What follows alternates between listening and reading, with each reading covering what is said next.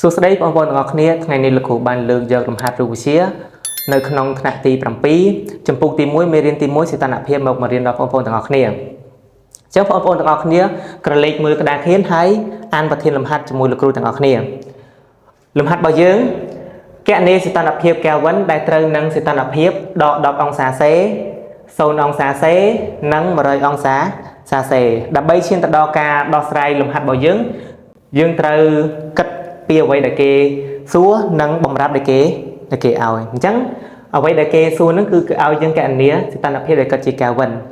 សីតុណ្ហភាពកែលវិនយើងដឹងហើយថាយើងតាំងដោយអក្សរការធំឯសីតុណ្ហភាពចំនួន3ដែលគេឲ្យនេះគឺតាំងដោយអក្សរតេទូច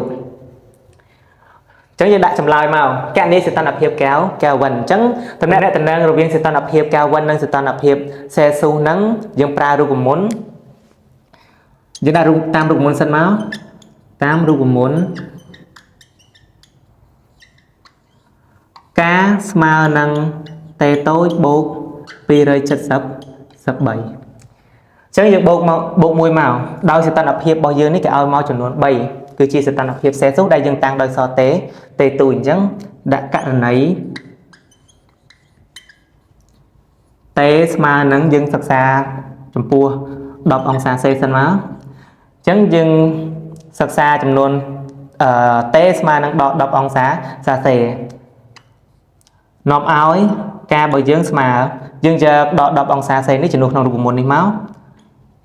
ស្មើនឹងដក10បូក273អញ្ចឹងយើងបានយកដក10ហ្នឹងបូកនឹង273មកបាន263ຂະຫນາດវាក៏ជាកែលវិន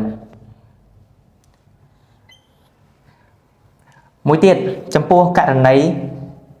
0អង្សាសេ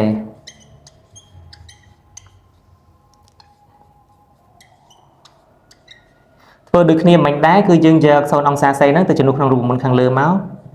ការស្មើនឹង0បូកនឹង273ពេលដែលយក0បូកនឹង273គឺវាបាន273ដកដែរຂະຫນາດវាគិតជាកែលវិនសូមសីតុណ្ហភាពចុងក្រោយរបស់យើង100អង្សា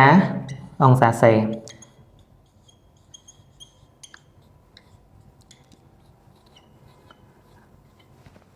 ដូចនឹងពី